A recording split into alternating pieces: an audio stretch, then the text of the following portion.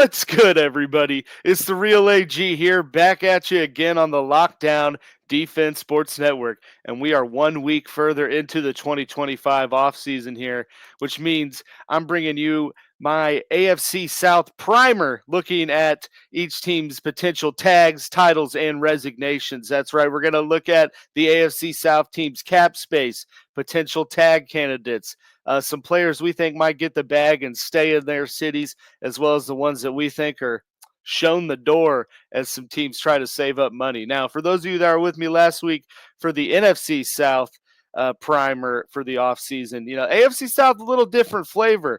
So let's just dive right into it, ladies and gentlemen. Like I said, overall, the AFC South is much better off finance-wise, compared to its NFC counterpart. I mean, just looking at the board here, we got a whole lot of cheddar to play with this offseason. Obviously, Houston Texans, kind of the more concerning one with $2.1 million in cap space right now. Then you got the Colts and the Jags, basically, over $30 million in space. Colts with 31.3, Jags with 30.8, and then the Tennessee Titans, full on rebuild mode this offseason, sitting at 42.7 million. Rolling into 2025. So looking at, each team's most important are, pending free agents here. Honestly, kind of the teams as a whole kind of have a lot. So a lot of exciting changes, I think, are coming for the AFC South. Looking at the Houston Texans, they have 25 total free agents this offseason. Most notable are wide receiver Stephon Diggs, cornerback Jeff Okudah, and defensive end Fali Fadukasi. And then for the Colts, we have 21 pending free agents for Indy, most notable being center Ryan Kelly, linebacker EJ Speed, and defensive end Dayo Odengbo. And then moving on to the Jacksonville Jaguars, they have 15 total free agents, so a little bit better in the retention department there. Most notable being right guard Brandon Scherf, quarterback Mac Jones, and free safety Andre Cisco. And then rounding things out for the Tennessee Titans, they are looking at 30 total free agents, most notable being Nick Westbrook, the fantasy stud of 2024, defensive tackle Sebastian Joseph Day, and, aging safety Quandre Diggs. So, looking at those free agents, let's move on now to the meat and potatoes of our offseason primer here. That's right, the tags, titles, and resignations for each of these teams. So just kind of working across the board here, looking at the franchise tags, you can see what I put up here, but looking at the Texans, maybe Stephon Diggs. I mean, realistically, I don't think that Houston uses the tag this offseason. I think they've only used it twice in recent memory.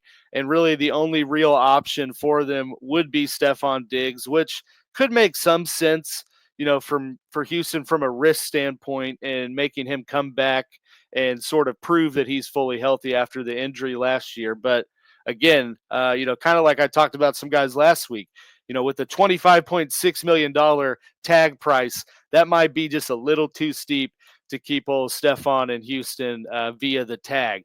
And then moving down to the Colts, honestly, I don't see any tag options for them. They don't really have any significant free agents to spin the tag on this offseason. I mean, that's a credit to their front office and really what they did last offseason, re-signing Pittman, Kenny Moore, DeForest Buckner, and Zaire Franklin, all before they hit the pool this year. So realistically, Odengbo is probably the only possible option. I mean, he led the team in 33 pressures and has had 13 sacks over the last 3 years, but highly doubtful that they're willing to commit 20 million, after already being so invested in defensive line elsewhere.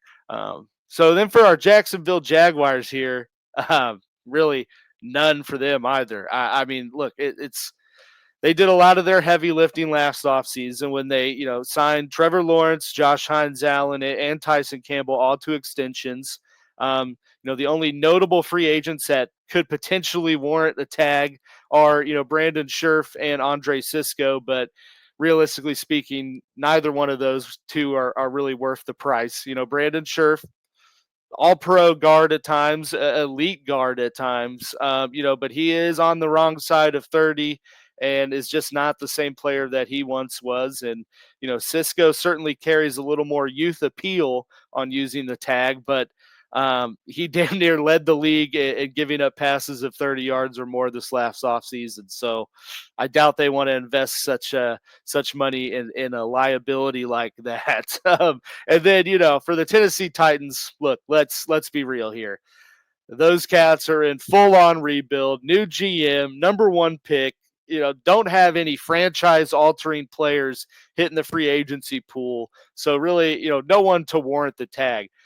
Like I said, Nick Westbrook potentially could do that. I'm sure he'll draw some interest after catching, 8 touchdowns, but he ain't getting no 25.6 million. I can tell you that. So really none. I don't see a whole lot of tag options for the AFC South. Um, moving on to players that I think each of these teams needs to resign and probably will resign or get the bag and keep that player with their franchise. Looking at the Texans, like I said, I think that the Houston Texans either franchise tags Diggs or they move on from him. I don't see any ifs, ands, or buts with that one. So that leaves, Foley Fodukasi as really the must re-sign for Houston. Not a sexy re-sign by any means, but a 7-year vet that has solidified their D-line, and he is a premier run stopper. And honestly, that was evident. I'm sure Coach Stevens can attest to this in Houston's playoff games when he was able to return from injury. So, that's the must sign I see for Houston.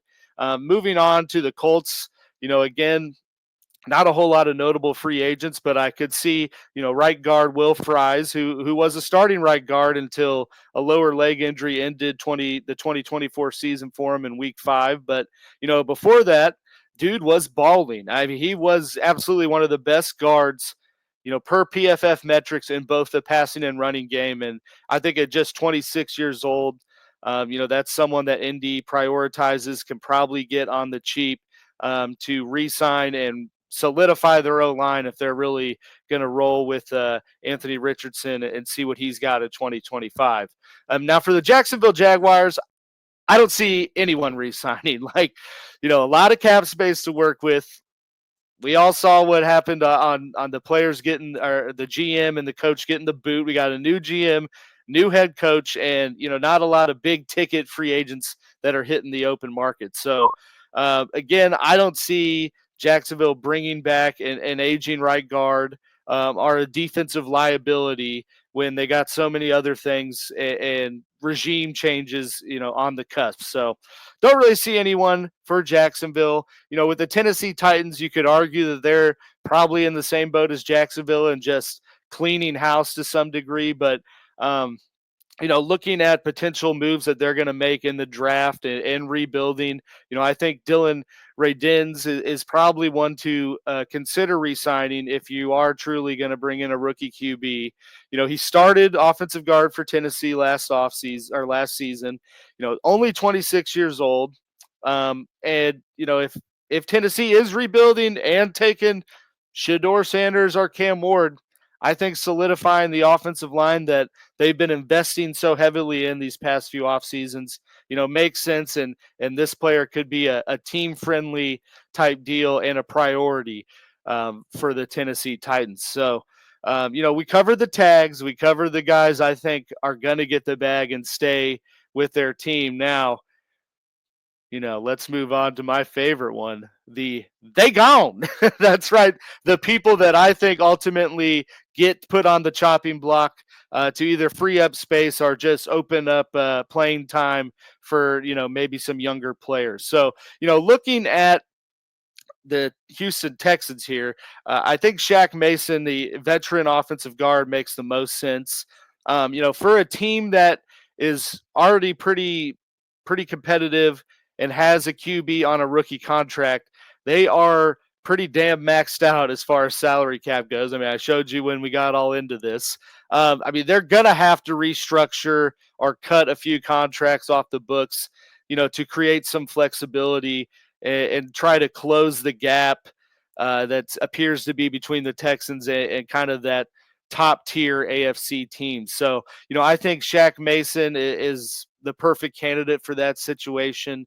He has been a quality guard for a long time in the NFL, but similar to Brandon Scherf and other players, it's an age-old tale. But I think his age has finally caught up to him.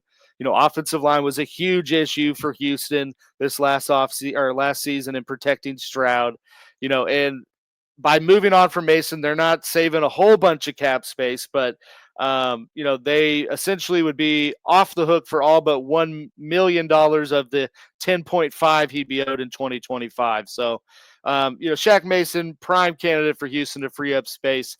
For the Colts, there's not really for the rest of these teams. I don't really view there being anyone that they have to cut because they are pretty well off in terms of cap space rolling into the offseason. But, for the Colts, depending on how much they want to rebuild or just go on a youth movement, I think Samson Ibukam can be a prime candidate to be on the chopping block. You're talking about a guy that had 9.5 sacks in 2023, but tore his Achilles, did not play in 2024, and I think a case can be made to pocket some savings. Cutting him frees up $8 million, and you try to get a little more dynamic and healthy and young at edge. But that being said, Chris Ballard is known to be pretty loyal to his guys. So, like I said, I could see no one going on the block in Tennessee. Moving on to the Jacksonville Jaguars. Like I said, let's be honest with ourselves. There are going to be some major changes coming for Jacksonville after the owner, cleaned house. You saw the prior GM and Balky, load up pretty hard in free agency to build the team the past couple years, which has led to seeing a lot of players with some pretty big guaranteed money in 2025 that will ultimately be difficult to cut. But, Christian Kirk, looking at Mr. Kirk, he is entering the 2025 season as the most expensive player on the Jags roster and ultimately ended last season in disappointment and on the IR with injury. So, I don't think it needs to be said. I think the writing's on the wall that something is going to be done with Christian Kirk and his contract. And I think it's also going to be difficult for Jacksonville to trade him with the kind of money that he has on the books. So bring on the block. And just looking at cutting him, a pre-June 1st designation would trigger freeing up $10.4 million in cap. Post-June 1st creates 16.2. One of those two, I think we see happen for Christian Kirk in Jacksonville. And to round things out on our They Gone segment, looking at the Tennessee Titans, coach's boy, Chargers boy, I think we look at Kenneth Murray, the linebacker that they signed last offseason.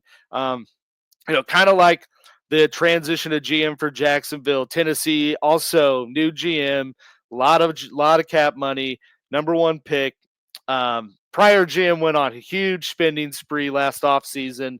I'm kind of noticing a theme between the Jags and Titans prior GMs, and that they're now both unemployed. But, quite honestly, looking at some of the players he signed, if you're looking at Calvin Ridley, L'Jarius Sneed, players like that have these sizable guaranteed amounts in 2025, without that money tied to them, I think those players as well could be potential cut candidates just for a team that's doing a drastic rebuild. But, because they have a lot of money, I don't see it happening with those big names. That brings us to our boy Kenneth Murray here. And sometimes with these offseason cuts, it comes down to more of the front office betting on, getting more production at a lower cost. And I think that's exactly the situation with Kenneth Murray. He's not a bad linebacker. He's certainly athletic.